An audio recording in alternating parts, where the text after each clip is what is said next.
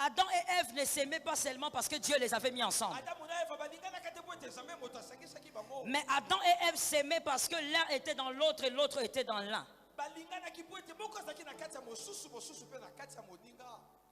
La femme était composée de la côte de l'homme. Donc Adam était dans sa femme.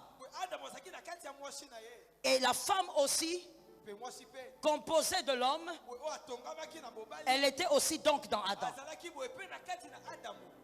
Voilà pourquoi ils s'aimaient. Voilà ce qu'on appelle la complicité.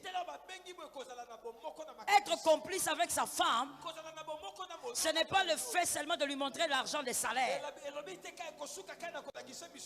Être complice avec sa femme ou son mari, c'est être capable de te voir dans l'autre. Tu te vois dans lui. Elle se voit en toi. Vous faites grandir la complicité. Écoutez, généralement il y a une petite confusion là-dessus, mais je sais que tu vas m'écouter très bien et tu vas comprendre. D'après vous, qu'est-ce qui commence avant?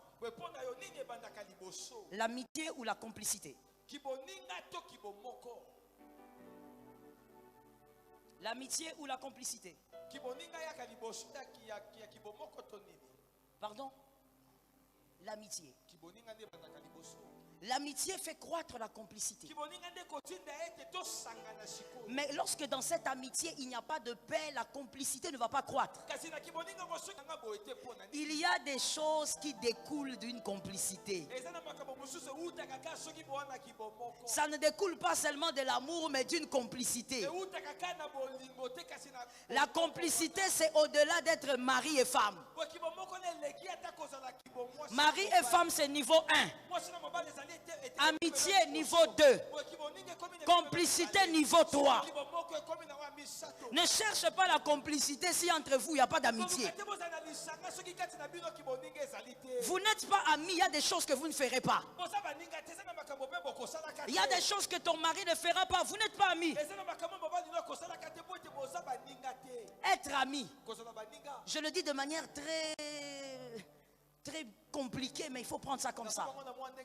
Être ami, c'est de se voir dans l'autre. Être ami. Et quand on est amis, on partage toutes les bonnes choses qui peuvent nous rendre heureux. Est-ce que quelqu'un comprend? Il y a des gens qui sont mariés. La femme va dire à son mari, viens, j'ai quelque chose à te dire. Il faut qu'on cause. Ils mettent les chaises là.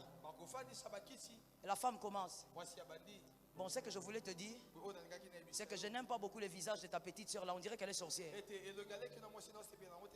Et puis les yeux rouges qu'elle a là, je n'aime pas ça. Donc au fait, toi tu veux faire asseoir ton mari ou ta femme pour lui dire des choses qui blessent.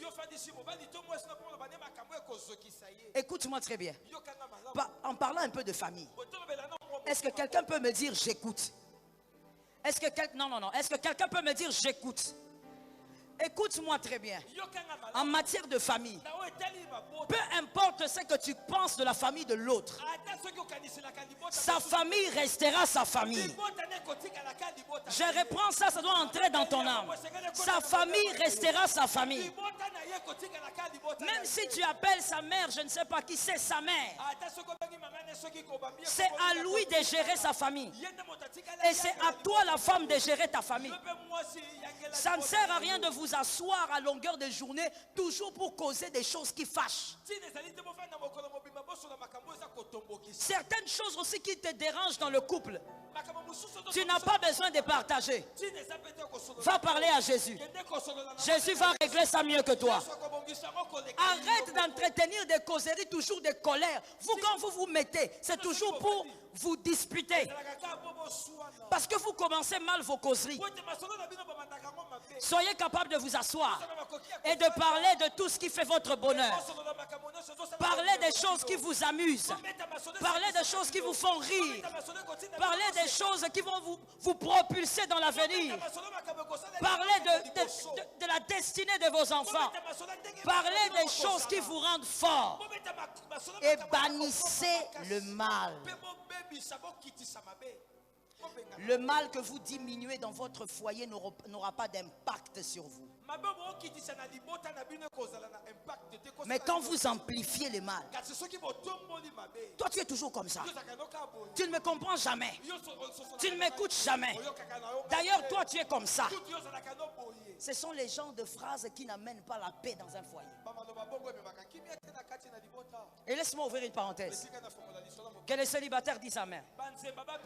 Que les célibataires disent amen. Célibataire, apprends à parler. Apprends à parler. Oui. Apprends à parler. Fais ça. Je sens quelque chose ici. Apprends à parler. Parler s'apprend. Il y a des personnes qui ont grandi dans des familles violentes. Depuis qu'il est petit, son père ne faisait que l'insulter. Sa mère ne faisait que l'insulter. Son père ne l'a jamais complimenté. Sa mère ne l'a jamais complimenté. Il ne sait pas parler.